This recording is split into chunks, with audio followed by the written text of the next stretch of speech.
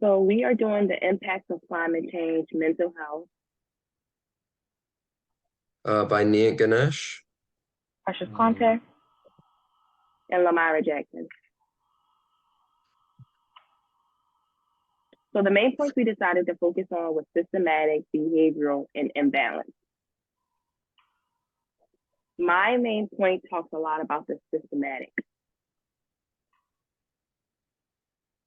And with climate change, I feel like there's a systematic way of going about dealing with the mental health portion on people.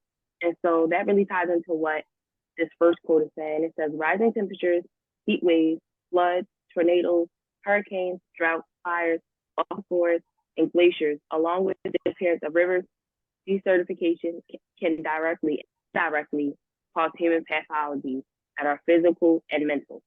And this is exactly what we see with human health. It's a methodology, it's a system as to how the brain works and processes these environmental issues. This ties into the resilience of the individual in the issue and the actions before and after the disaster, which ties into my second quote. Most people will do well after a potential traumatic event, such as a natural disaster. Some may have emerged even stronger. However, some people may have difficulties.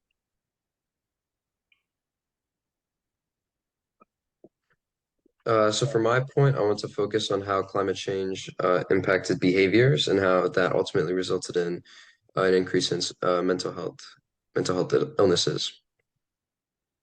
So there was a core for my behavioral aspect. I utilized two research studies.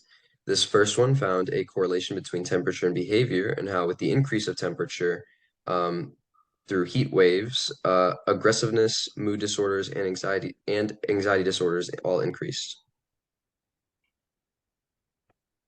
The second research study found that climate impacts on mental health put strain on many social relationships, which increased the amount of arguments amongst people. Um, these these increased amount of arguments resulted in many moving on to substance abuse and ultimately mental health disorders. And this all leads to how climate change disproportionately impacts the mental health of marginalized communities. Climate change also expounds on existing issues in these communities. For example, with disruption of food and water resources, change in agricultural conditions, land use habitation, this puts a damper on economic security in these communities.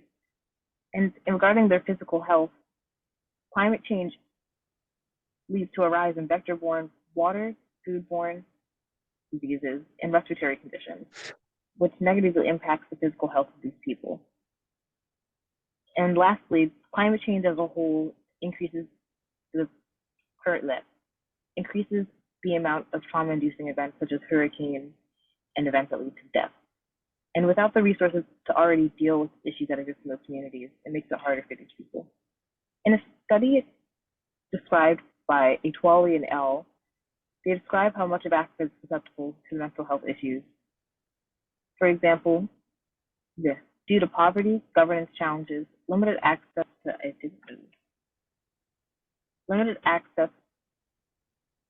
to services and resources, violent conflict, and high levels of climate-sensitive livelihoods across the continent.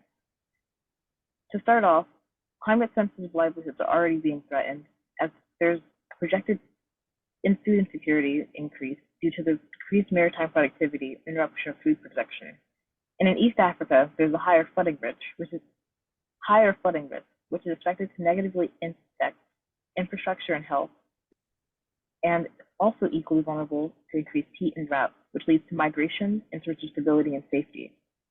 As of right now, the mental burden of any form of disaster exceeds physical injuries 40 to 1. So what can we do about it?